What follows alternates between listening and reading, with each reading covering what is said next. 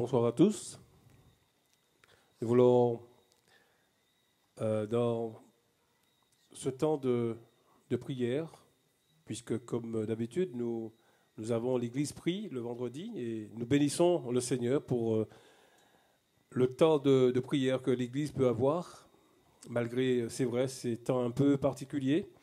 Nous remercions le Seigneur pour le privilège que nous avons de pouvoir prendre ce temps ensemble. Et dans quelques instants, donc, nous allons avoir l'introduction dans la parole, mais aussi le sujet, mais également les différents sujets qui nous permettront de prier les uns avec les autres et les uns pour les autres. Mais d'abord, donc, nous allons prier et ensuite avoir le temps de la louange. Nous te bénissons, Seigneur, parce que nous sommes précieux à tes yeux. C'est toi qui tu nous as mis dans ton estime. Tu nous as délivrés, c'est vrai, de nos péchés. Tu as fait de nous gens de ta famille. Nous te remercions pour ce que nous sommes devenus grâce à toi. À tes yeux, nous sommes importants. Nous sommes tes enfants et nous te demandons de nous aider à prendre conscience chaque jour de cela. Que tu nous aides, Seigneur, à vraiment nous approprier ce que tu as fait de nous. Bénis donc ce temps de prière de l'Église et que nous nous préparons à justement nous approcher de toi afin de te porter ces différents sujets que nous avons à cœur. Béni sois-tu et que vraiment toute la gloire te revienne dans le nom de Jésus. Amen. Quel bonheur de le connaître.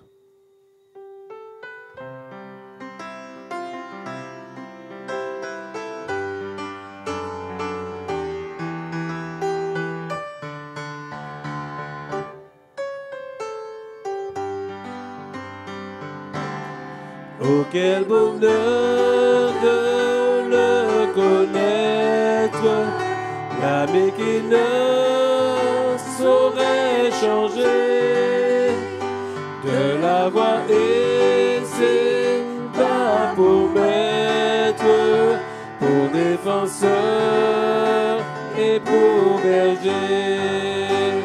Chantons, chantons, d'un cœur joyeux, le grand amour du Rédempteur qui vint à nous du haut des cieux et nous sauva du destructeur. Dans la misère et l'ignorance, nous nous débattions sans espoir. La mort au cœur, l'âme en souffrance, quant à nos yeux, il se fit voir. Chantons, chantons, d'un cœur joyeux, le grand amour du Rédempteur qui vint à nous du haut des cieux et nous sauva du destructeur. Il nous apporta la lumière, la victoire et la liberté. L'ennemi mordit la poussière, pour toujours ça fut noté. Chantons, chantons, d'un cœur joyeux, le grand amour du Rédempteur qui vint à nous du haut des cieux et nous sauva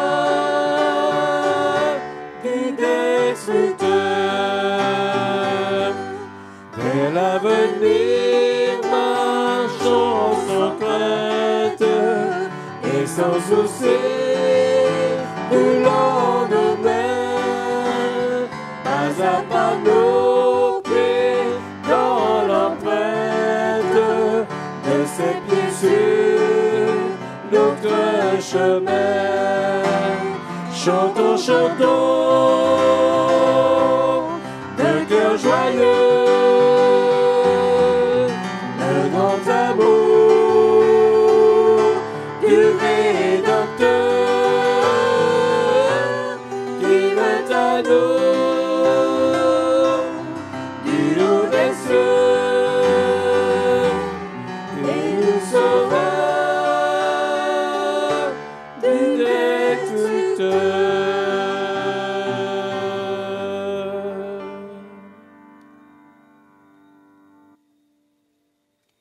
Oui, c'est parce que Jésus a mis un chant dans notre cœur. Oui, c'est un chant de joie. Eh bien, nous pouvons le chanter. Jésus a mis un chant dans notre cœur.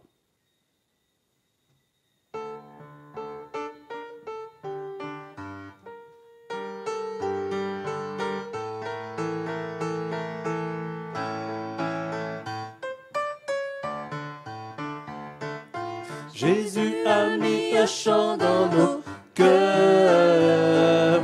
Jésus a mis un chant dans nos cœurs. C'est un chant de joie que nul ne peut nous raver. Jésus, tu as mis un chant dans notre cœur.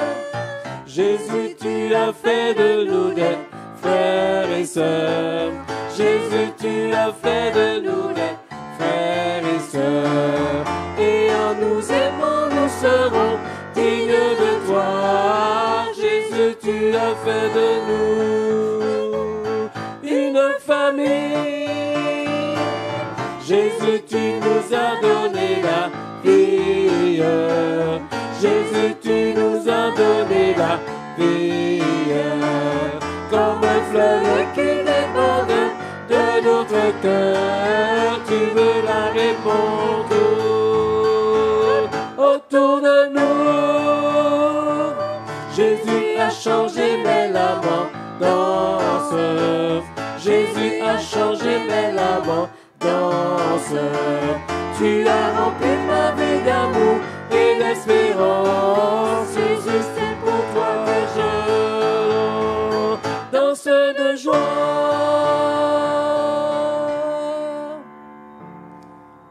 J'espère que c'est votre cas, que c'est pour Jésus que vous dansez de joie. Voilà, nous allons continuer avec Précieux Jésus, tout ému devant ta croix.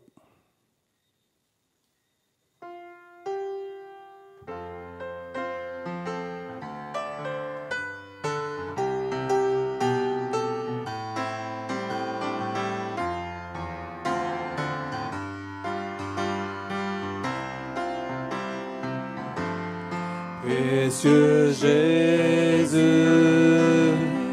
précieux Jésus, tout ému devant ta croix, précieux Jésus, j'élève la louange de ton nom, précieux Jésus. Précieux Jésus, tendre Père, tendre Père,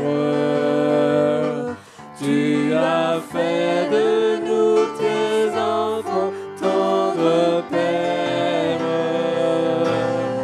j'élève mes mains à la louange de ton nom. Père, tendre Père, Alléluia.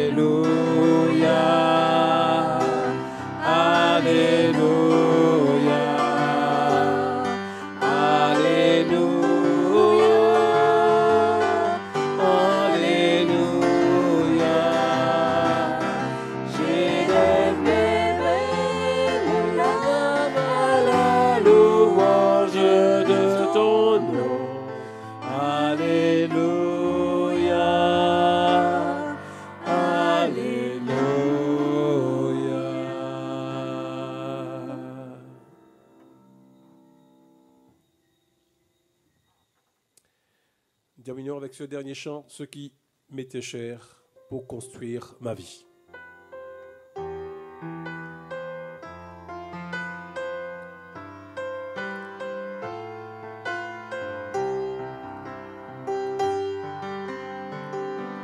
Ce qui m'était cher pour construire ma vie, utile et précieux, selon ce monde, ce qui m'était gain n'a plus de valeur, ne me sert à rien, car je préfère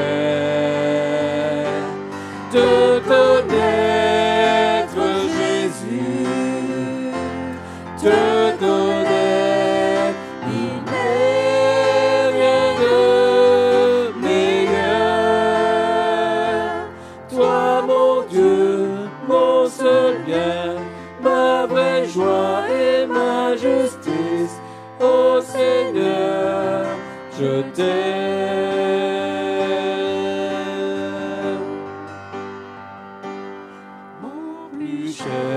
Désir te connaître mieux, demeurer en toi, t'appartenir, saisir par la foi ta grâce infinie et le don précieux de la justice.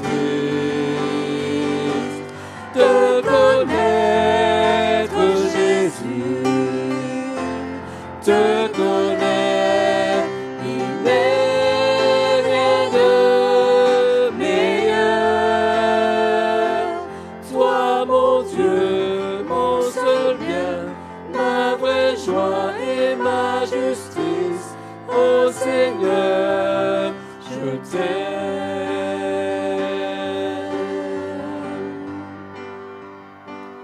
Vivre de ta vie de résurrection, communier Jésus à tes souffrances, devenir conforme à toi dans la mort et vivre avec toi l'éternité. Te connaître, Jésus, te connaître, il n'est rien de meilleur. Toi, mon Dieu, mon seul bien, ma vraie joie et ma justice, ô Seigneur, je t'aime.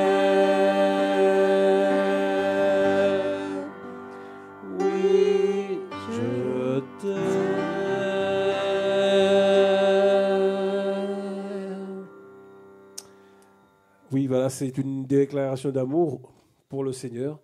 Et je crois que c'est vrai que tous les enfants de Dieu le disent. Oui, qu'ils aiment leur Dieu. Nous allons maintenant donc passer au temps de la parole pour introduire notre moment de prière. Bonsoir à tous. Nous allons dans quelques instants donc ouvrir la parole pour ce temps que nous voulons avoir dans la prière. Et pour cela, nous allons ouvrir à trois passages. Premier texte que nous allons lire se trouve dans Jérémie. Alors j'ai intitulé ce message « Précieux aux yeux de Dieu ». Nous allons voir pourquoi il est important que nous saisissions justement les promesses de Dieu. Donc d'abord, nous allons faire ces trois lectures. Jérémie, donc, au chapitre 1er, et donc Dieu s'adresse à Jérémie, et au verset 4, Jérémie chapitre 1er, au verset 4, il est dit que la parole de l'Éternel me fut adressée en ces mots. Et il est dit, avant que t'eusse formé dans le ventre de ta mère, tu me connaissais, et avant que tu fusses sorti, tu savais même les jours qui m'étaient consacrés. Je t'avais établi prophète des nations. Donc avant que j'eusse formé dans le ventre de ta mère, je te connaissais, dit Dieu, et avant que tu fusses sorti de son sein, je t'avais consacré, je t'avais établi prophète des nations. Voilà donc ce que Dieu dit à Jérémie, qui va faire que Jérémie aussi va quand même réagir. Ah Seigneur, bon, on ne va pas revenir là-dessus, mais d'abord, nous allons continuer, puisque les lectures que nous allons faire va montrer combien, aux yeux de Dieu, nous sommes précieux. Alors, donc, Éphésiens, deuxième passage, Éphésiens chapitre 1er, Éphésiens chapitre 1er, au verset 4. Éphésiens chapitre 1er, on peut lire déjà au verset 3, où il est dit, et c'est Paul qui s'adresse aux chrétiens d'Éphèse, qui leur dit « Béni soit Dieu, le Père de notre Seigneur Jésus-Christ, qui nous a bénis, c'est vrai, de toutes sortes de bénédictions spirituelles dans les lieux célestes en Christ. En lui, Dieu nous a choisis, alors le mot donc élu peut être remplacé par le mot choisi, Dieu nous a choisis avant la fondation du monde pour que nous soyons saints et irrépréhensibles devant lui, nous ayant prédestinés dans son amour à être ses enfants d'adoption par Jésus-Christ. Et il nous a dit selon le bon plaisir de sa volonté à la louange de la gloire de sa grâce qu'il nous accorde en son bien-aimé. Voilà, Dieu nous a choisis. Et il l'a fait dans un but bien précis. Troisième lecture dans Romains chapitre 8. Nous connaissons ce texte aussi. Romains chapitre 8. Romains chapitre 8. Au verset 29, il nous a dit « Car ceux qu'il a connus d'avance, il les a aussi prédestinés à être semblables à l'image de son Fils, afin que son Fils fût le premier né d'entre plusieurs frères. » Ceux qu'il a connus d'avance, il les a aussi prédestinés à être semblables à l'image de son Fils. Ces passages donc, que nous venons de lire va montrer à combien, aux yeux de Dieu, que l'homme est précieux. Et je pense que c'est vrai, il est important que nous saisissions que devant Dieu, la créature que nous sommes a du prix aux yeux de Dieu. Alors c'est vrai que Dieu n'aime pas le péché, mais Dieu aime sa créature, Dieu aime le pécheur que nous sommes devenus.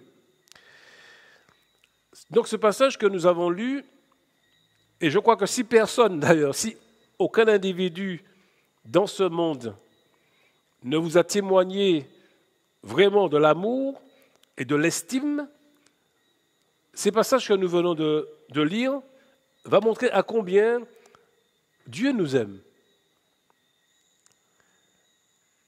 Les trois lectures que nous venons de faire,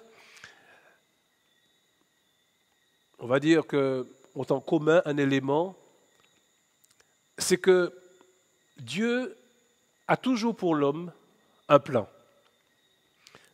Et d'ailleurs, Dieu avait un plan pour cette humanité, et ce plan, c'était de sauver notamment les hommes, les créatures, ces créatures faites à son image. Ce plan donc était de sauver cette humanité, créée à son image d'ailleurs, sauver de la mort, sauver de l'enfer, sauver du diable, du péché. Donc, et il nous a dit que ce plan, Dieu l'avait déjà préparé d'avance.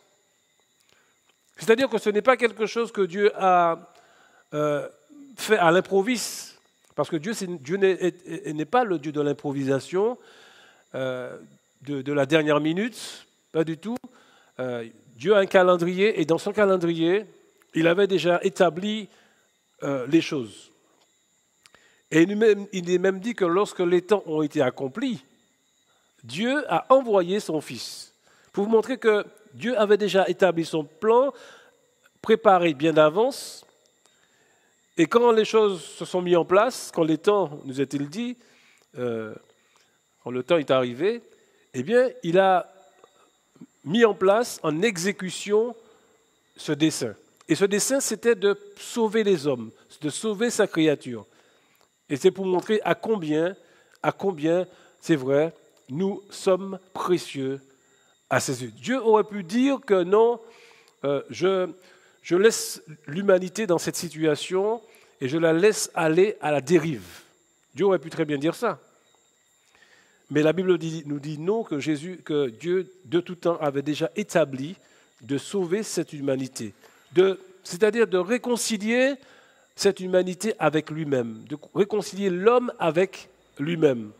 Parce qu'effectivement, Dieu nous aime. Et c'est parce qu'il nous aime, il nous a donné un sauveur, qu'il nous a donné Jésus,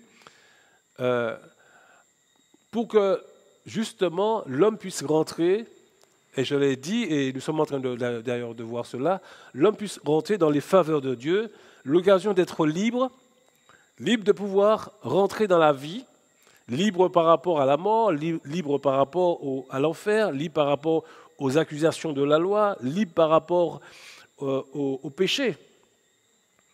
Dieu en Jésus a donné à tous les hommes cette occasion de rentrer dans la vie. Parce que pour Dieu, nous sommes et nous restons précieux à ses yeux. Et je crois que chaque individu qui regarde, et c'est ce en fait ce qui est formidable, dans le passage aux Éphésiens, Paul va rappeler que le privilège de ceux qui ont regardé à la croix et qui ont reçu la liberté, qui ont reçu la paix, qui ont reçu le pardon, eh bien ceux-là entrent dans les faveurs de Dieu, dans l'estime de Dieu. De la même manière que quand Dieu a envoyé Jésus et il a dit que celui-ci est mon fils bien-aimé en qui j'ai mis toute mon affection, eh bien Dieu a mis toute son affection en nous. Il a décidé de mettre son affection maintenant en nous, de nous aimer en fait. Dieu a voulu que nous entrions dans son estime. Et c'est pourquoi il a permis que nous soyons en paix, réconciliés, rétablis avec lui, dans une nouvelle dimension de paix, d'amour. C'est ce qu'il a voulu faire. Et d'ailleurs, c'est ce qu'il a fait en Jésus. Pourquoi l'a-t-il fait? Eh bien, la Bible nous dit qu'il l'a fait pour lui-même, selon le bon... Il nous a dit dans Éphésiens, selon le bon plaisir de sa volonté. C'est ce que le texte nous dit. Au verset 5, il nous a dit donc, élus avant la fondation, pour que nous soyons saints et au principe devant lui, selon donc le bon plaisir de sa volonté, à la louange de la gloire de sa grâce qu'il nous a accordée en son bien-aimé. Donc Dieu, dans son amour, dans sa faveur, il a décidé pour lui-même de nous accorder cette grâce. Et nous sommes, c'est vrai, devenus précieux aux yeux de Dieu. Dieu a changé son regard sur nous. Et quand il nous regarde, nous faisons partie nous faisons d'ailleurs sa joie. Parce que nous avons simplement accepté son Fils. Accepter le Fils de Dieu, c'est rentrer dans l'estime de Dieu, dans l'amour de Dieu.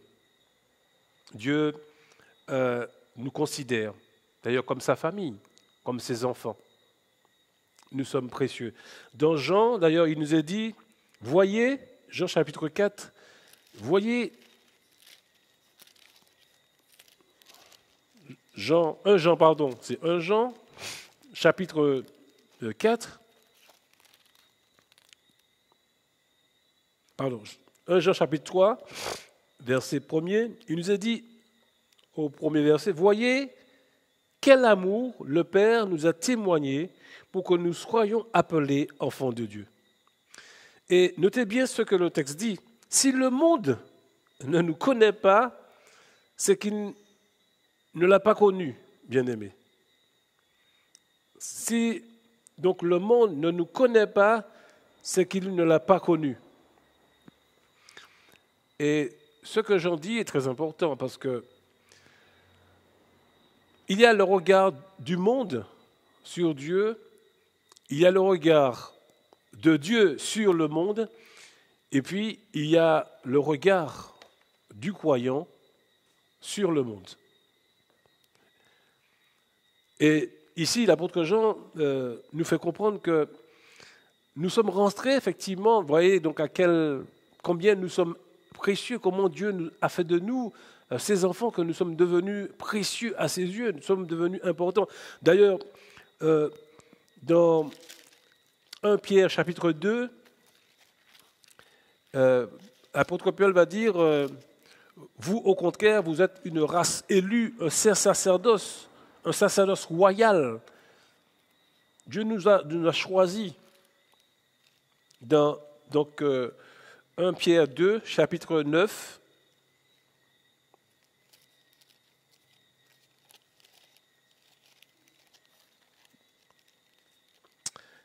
1 Pierre 2, chapitre 9.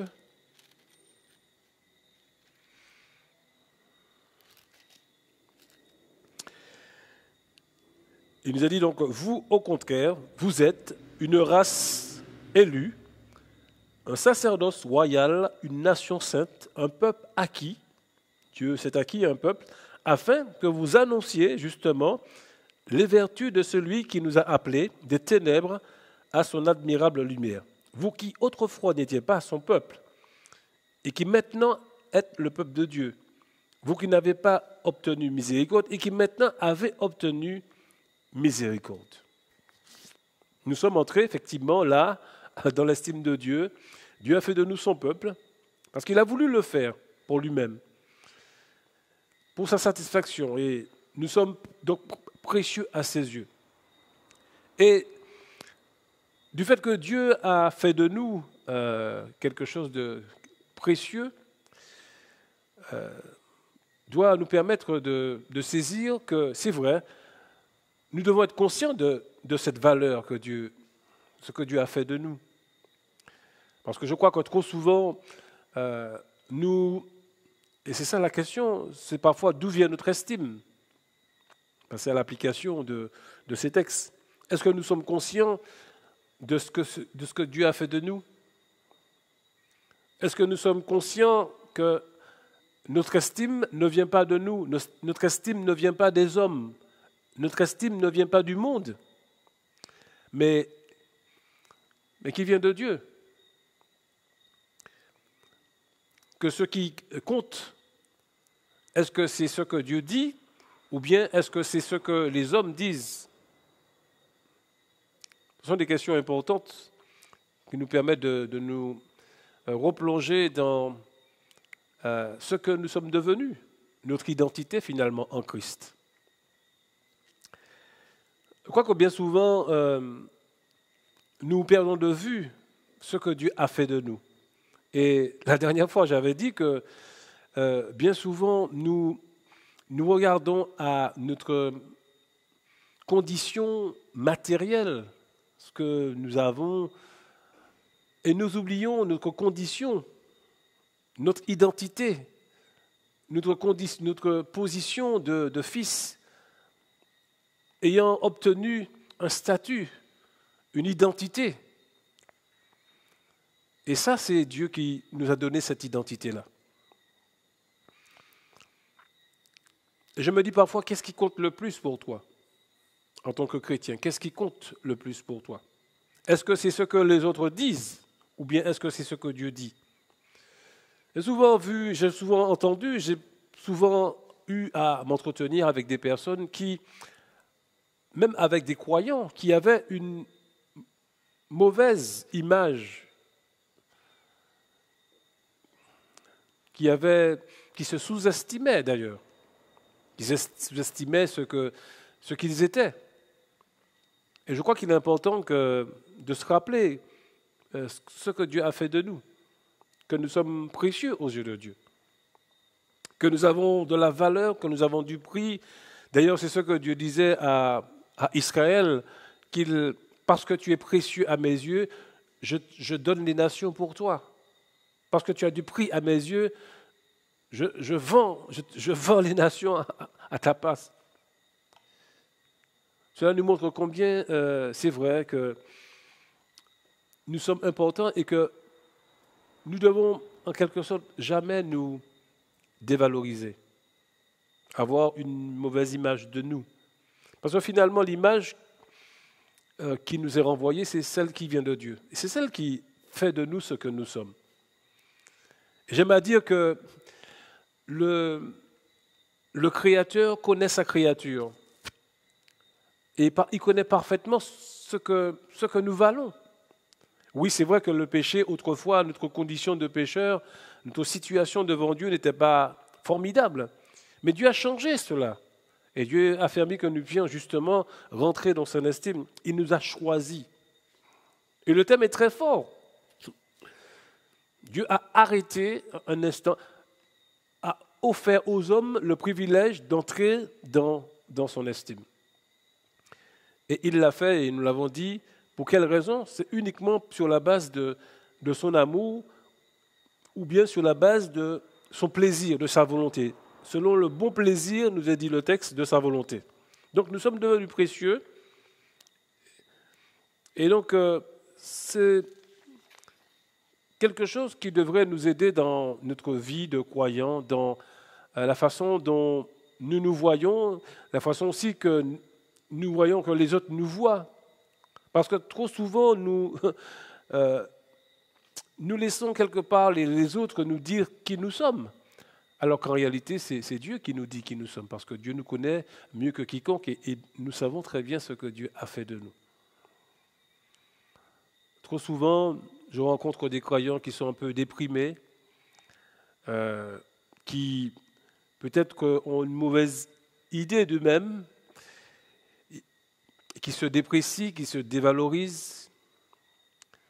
Et malheureusement, je crois que c'est dramatique quand un chrétien ne prend pas conscience de ce qu'il est en Christ et de ce que Dieu a fait de nous et combien nous sommes précieux. Comment il nous a donné un sauveur merveilleux qui est notre grand frère. Jésus est devenu notre grand frère. Donc aux yeux de Dieu, maintenant tu es précieux, tu as de la valeur. Dieu t'a choisi, Dieu t'a donné une espérance. D'ailleurs, c'est ce qu'il va dire au prophète, je connais les projets que j'ai formés sur toi, non pas projets de malheur, dit Dieu, mais projets de paix.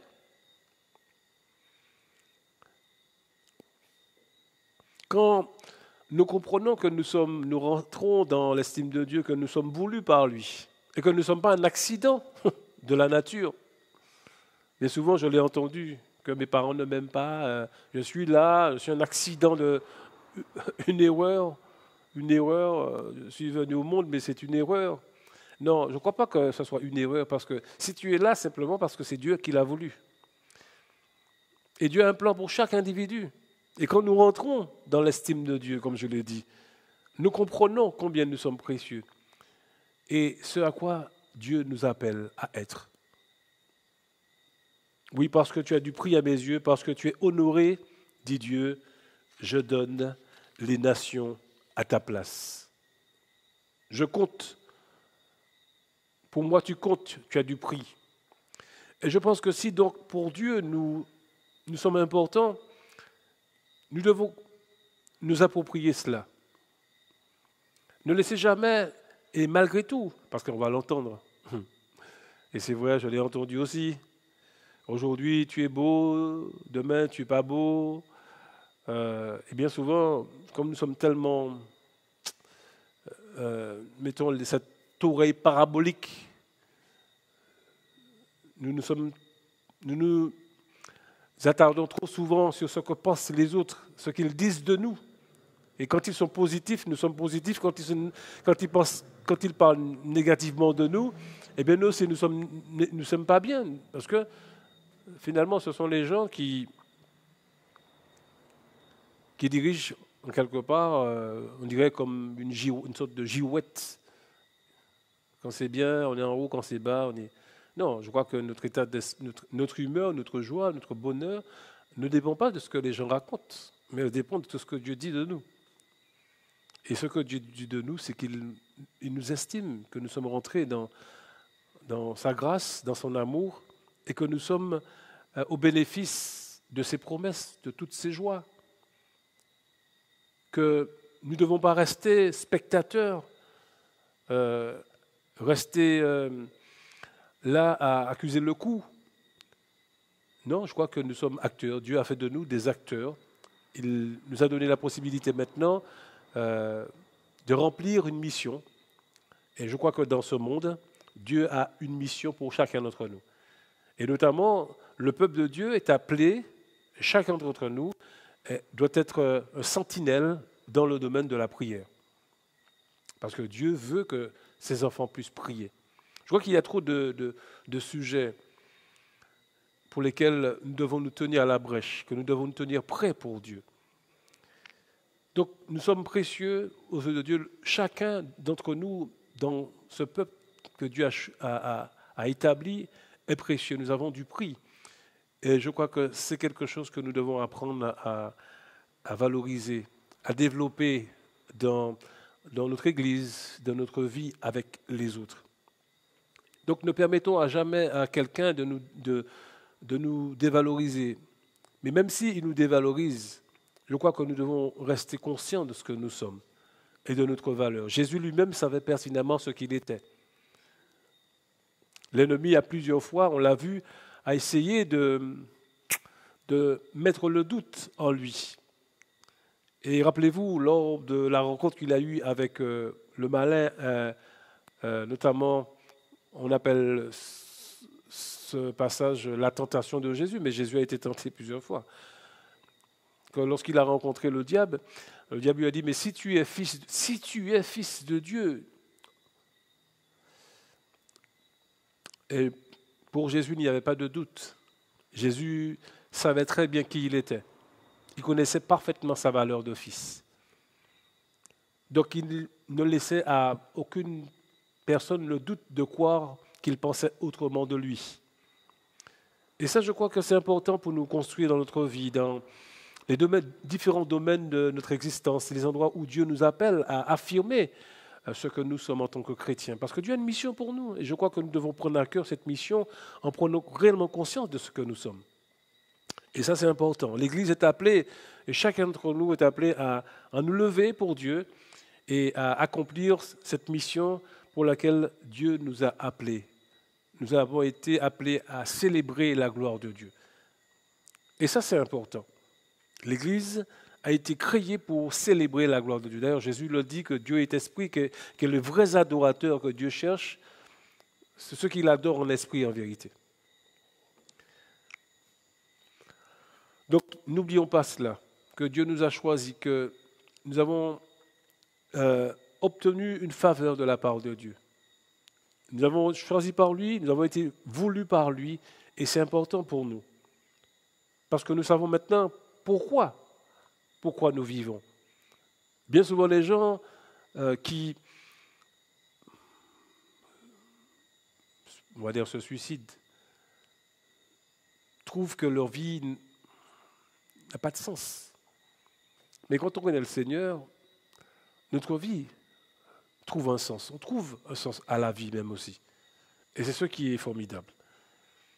Alors, je veux vous encourager à ne pas décourager, peut-être par rapport à votre situation, peut-être que vous avez perdu votre emploi, vous avez perdu un membre de votre famille, c'est vrai, c'est difficile, c'est vrai. Mais quelle que soit la situation dans laquelle nous pouvons nous trouver, cela ne change pas ce que nous sommes, ce que Dieu a fait de nous. Cela ne change pas notre valeur. Nous restons toujours aussi précieux. Parfois, lorsque nous avons des choses qui nous arrivent, nous pensons que Dieu ne nous aime pas, que nous ne sommes pas dans l'estime de Dieu. Mais même les enfants de Dieu, même ceux que Dieu aime, sont appelés à souffrir, à connaître des moments difficiles. Donc ce n'est pas parce que nous connaissons des moments difficiles que Dieu ne nous aime pas, que nous ne sommes pas précieux. Jésus était précieux aux yeux de Dieu et pourtant il a connu la croix, il a connu l'épreuve. Alors ne remettons pas en question ce que nous sommes par rapport à ce que nous vivons parfois. Non, nous restons toujours précieux aux yeux de Dieu. Voilà que Dieu nous aide à prendre conscience de cela. Et je veux justement nommer ces différents sujets pour lesquels je crois que nous devons véritablement prier en tant que chrétiens. Et le premier sujet, c'est justement que nous prions pour ceux qui se dévalorisent. Trop souvent, les croyants se dévalorisent. Je me dis parfois, si nous sommes la lumière du monde, comment la lumière du monde peut rester cachée? Il ne faut pas se dévaloriser. Je crois que quand on est lumière, on brille, parce on sait ce qu'on est. Et c'est cette idée-là que j'aimerais donc mettre en avant, nous rappeler qu'il nous faut, au contraire, relever la tête et pas oublier que nous sommes dans l'estime de Dieu. Donc prions les uns pour les autres. Pour ceux qui ont un problème actuellement, qui estiment que ce n'est pas ça, que Dieu ne les aime pas.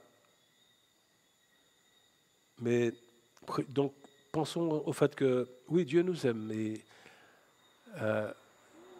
ça reste quelque chose, et jamais, d'ailleurs, rien ne pourra nous séparer, d'ailleurs Paul dit, de cet amour-là, de l'amour de Dieu. Les tribulations, les angoisses que nous pouvons ne peuvent pas remettre en cause ce que Dieu est, ce que Dieu fait. Donc pensons à ceux-là qui traversent des moments difficiles et qui ont tendance à se dévaloriser, à se sous-estimer, à penser qu'ils sont nuls, qu'ils sont bons à rien. Oui, on va le dire comme ça. Non, on est bon à quelque chose. On est toujours bon à quelque chose. Prions également pour la santé de nos couples. Et ce problème d'identité, ce problème d'estime, de valeur, peut aussi se retrouver malheureusement dans les couples. Parce que parfois, il y a des couples où le mari dévalorise la femme et la femme dévalorise son mari. Et parfois, ça peut donner des problèmes. L'un peut dire à l'autre, par rapport à ça, eh bien, je ne t'aime plus. Je ne t'aime plus. Donc prions pour ça, pour que chacun, dans les couples, dans nos couples, pour que les maris puissent valoriser leurs femmes et que les femmes puissent valoriser leurs maris. Et c'est le cas pour les enfants aussi. Prions pour nos enfants, troisièmement, qu'ils sachent qu'ils sont précieux aux yeux de Dieu. Trop souvent, j'ai entendu des enfants qui me disent que mais si Dieu nous aimait, nous ne serions pas dans cet état-là. Parfois, j'ai des amis, parfois, j'ai des copains de classe qui sont mieux que moi. J'ai entendu ça. Des copains de classe qui sont mieux que moi. C'est une réalité, je vous dis que parfois, même les enfants, nos enfants, peuvent se dévaloriser, se sous-estimer. Prions pour qu'ils sachent qu'ils sont précieux aux yeux de Dieu, que Dieu les aime. Prions également pour nos aînés qui se sentent seuls. Parce que quand on prend un certain âge, justement, on a tendance à se dévaloriser parce qu'on se voit diminuer, on voit que parfois on a l'impression qu'on est bon à rien. On m'a déjà dit ça, pasteur, à quoi je sers? J'attends que Dieu me prenne. Eh bien non, on est important aux yeux de Dieu et Dieu peut nous utiliser. On peut être un instrument devant Dieu. Dieu peut utiliser, faire de nous des femmes de prière, peut avoir le ministère de la parole peut encourager les autres. Donc prions pour nos aînés qui se sentent seuls parfois, qui se sentent délaissés, oubliés. Pensons donc à nos aînés. Prions aussi pour nos veufs, ceux qui ont perdu un être cher, leur femme ou leur mari, veuf. Prions pour eux. Ce n'est pas facile. Et quand on est seul, aussi, on peut avoir tendance à croire que, voilà, malheur est arrivé sur nous et finit notre vie seule. Certains le voient dramatiquement, ces choses-là. Donc, prions les uns pour les autres. Que nous puissions nous encourager. Prions également pour les célibataires. Là aussi, je l'ai entendu, que j'ai pas de chance. Que j'ai pas de chance.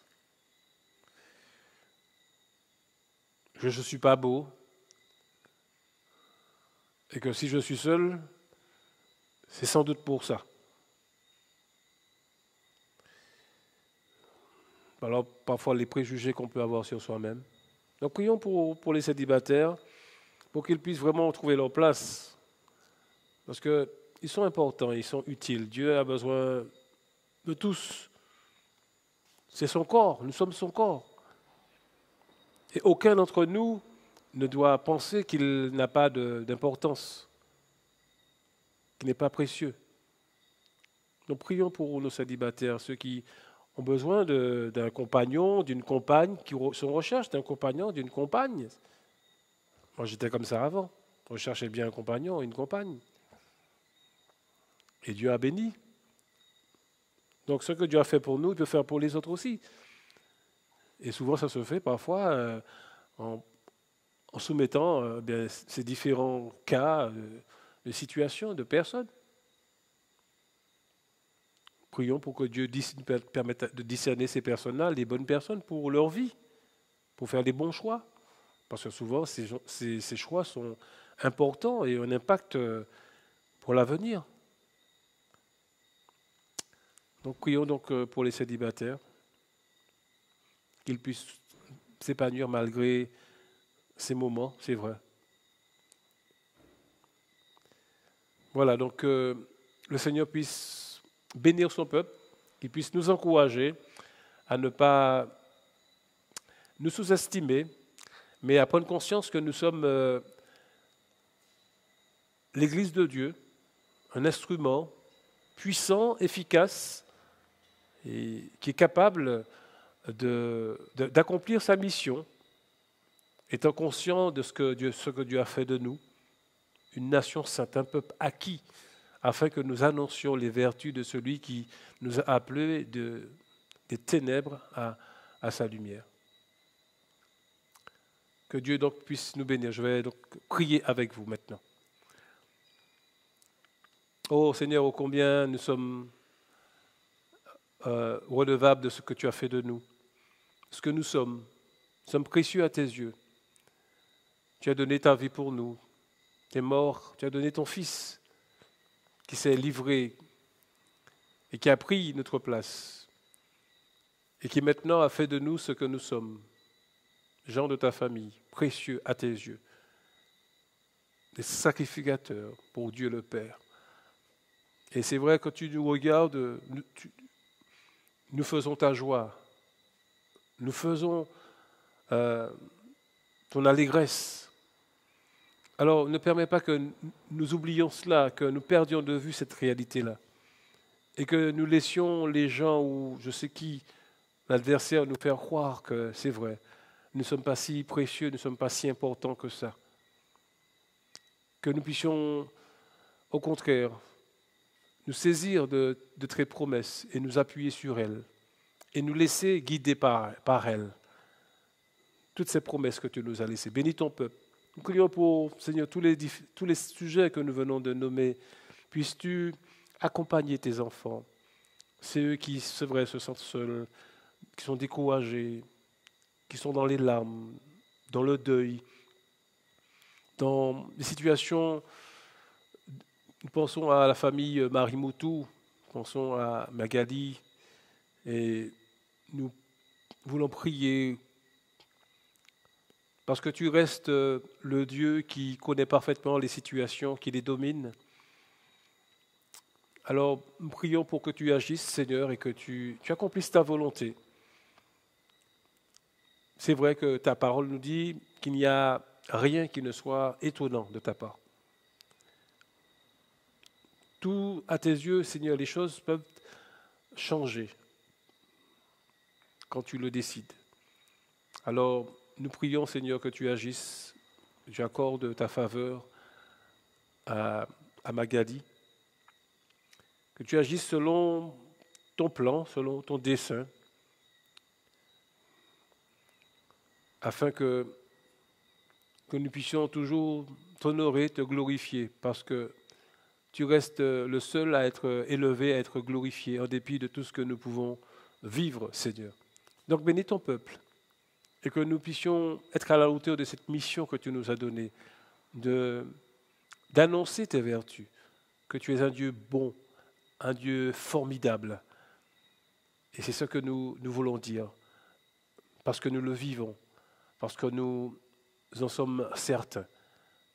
Bénis-nous et raccompagne-nous alors que tu vois parfois nos défis de notre vie. Viens encore nous accompagner dans cette vie avec tous les défis, tous les combats que nous devons mener. Sois à côté de nous comme tu l'as promis de l'être avec nous tous les jours jusqu'à la fin du monde. Sois béni, Seigneur, et que toute la gloire te revienne dans le nom de Jésus.